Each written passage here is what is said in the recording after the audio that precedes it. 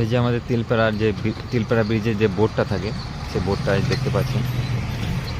আর এর একটু আগে বাঁ দিক করে আছে আপনার একবার তিলপাড়া ব্রিজটা নিচের দিকটা একটু ভেঙে গিয়েছিল, দিয়ে পুরো যে ব্রিজটা ওটা বন্ধ করে দিয়েছিল, যে প্রচুর যাতায়াতে প্রচুর অসুবিধা হচ্ছিল।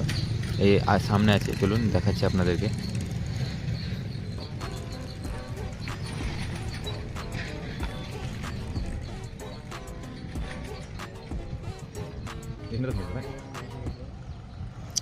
এই যে যেটার কথা বলছিলাম আপনাদেরকে, ওই নিচে এক জায়গায় ভেঙে গিয়েছিল, দিয়ে ওটার জন্য যাতায়াতে প্রচুর অসুবিধা হচ্ছিল, বন্ধ ছিল। আর ওই সামনে দেখতে পাচ্ছেন এইদিকে এখন জলটা বন্ধ আছে, তার জন্য সব শুকিয়ে গিয়েছে।